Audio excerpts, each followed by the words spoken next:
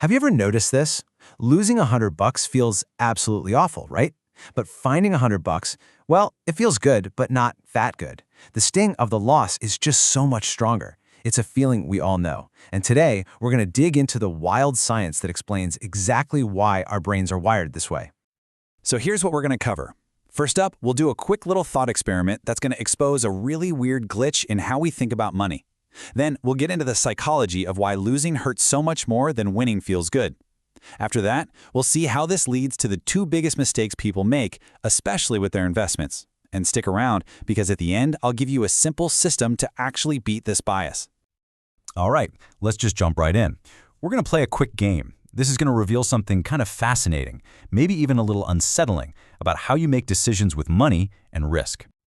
Okay, so imagine I'm making you an offer, right here, right now. You've got two choices.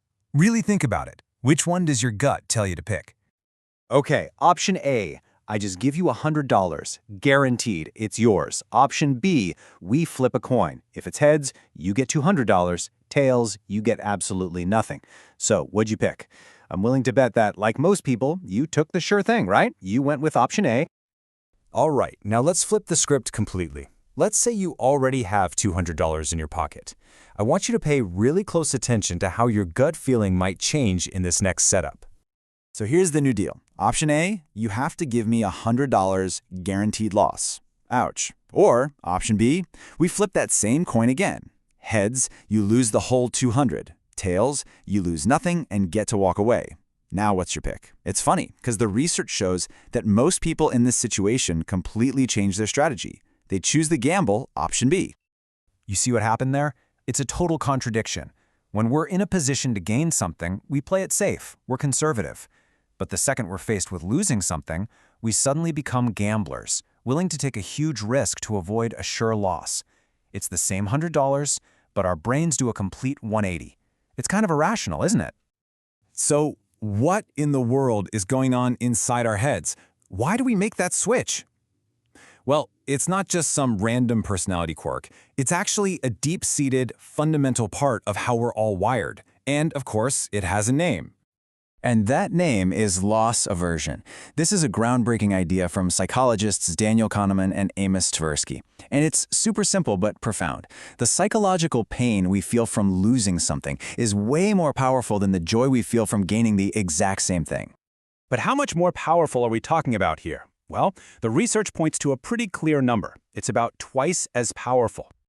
Yeah, you heard that right. That sharp sting you feel when you lose a $100 bill is literally twice as intense as the warm, fuzzy feeling you get from finding one on the street. To put it another way, to emotionally cancel out the pain of losing $100, you'd actually need to gain about 200. Now, the why behind this comes from their Nobel Prize winning work called prospect theory. It breaks down like this. First, we don't think in absolute terms. We think in terms of gains and losses from where we are right now, our reference point.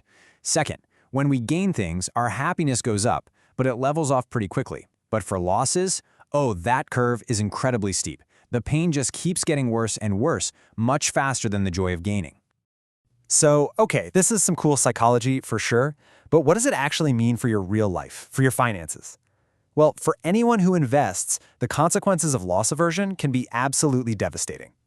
Let's look at the two biggest mistakes that it causes over and over again. You see, loss aversion pushes us into two of the deadliest traps in investing. We hold on to our losing investments for way too long, and we sell our winning investments way too early. Does this sound familiar? That little voice in your head that says, I know it's down, but if I can just wait till it gets back to what I paid for it, then I'll get out.